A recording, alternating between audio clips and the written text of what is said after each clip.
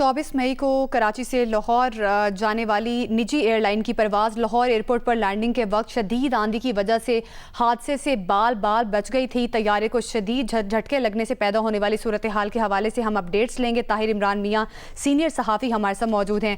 ताहिर इमरान साहब बताइएगा, 24 मई को जो माहौल बना और जिस तरह से तैयारा हवा में हिचकोले खाता रहा, क्या वजूहात थी? देखिए, आजकल चूंकि पाकिस्तान के अंदर मानसून जो है, इब्तदाई मानसून शुरू हो रहा है और उसकी वजह से जो मौसमियाती तब्दीली है उसके असरात भी हैं। और मौसमियाती तब्दीली के असरात में एक बहुत बड़ा इम्पैक्ट जो आजकल देखने में आ रहा है वो ये है कि जो तेज़ हवाएं हैं, जिनमें मसलन बहुत सारा जो क्या कहते हैं ना अनसर्टन वेदर है, वो बहुत ज़्यादा इफेक्ट करता है। तो इस तैयारे का प्रॉब्लम ये था कि ये तैयारा एक ऐसे वक्त में एक लाहौर में लैंड होने की कोशिश कर रहा था जब लाहौर में एक तकरीबन एक तेज आंधी और तूफान की सिचुएशन थी। तो इसको टर्बुलेंस भी कहा जाता है, लेकिन इसके लिए स्पेसिफिक टर्म जो है, जब जहाज बिल्कुल लैंडिंग के करीब था तो जो लोग उसमें सवार थे उनमें से एक से मेरी बात हुई थी, उन्होंने बताया कि जहाज की जो लैंडिंग की सिचुएशन थी और जब वो बिल्कुल टच डाउन के करीब था तो उस वक्त एक टर्म इस्तेमाल की जाती है विंड शीयर।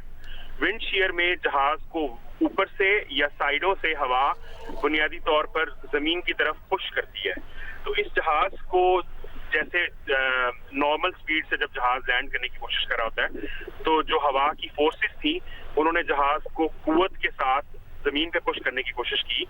और पायलट ने उस वक्त समझदारी का मुजाहरा करते हुए, क्योंकि इस सिचुएशन में सिर्फ एक ही वाहिद हल होता है कि आप तैयारे को फुल स्पीड के साथ दोबारा हवा में लेके जाएं, जमीन पे ना रहने दें, क्योंकि जब आप जमीन पे अगर रनवे पे जाने देंगे तो जहाज दाएं या बाएं वियर ऑफ कर सकता है, उलट भी सकता है।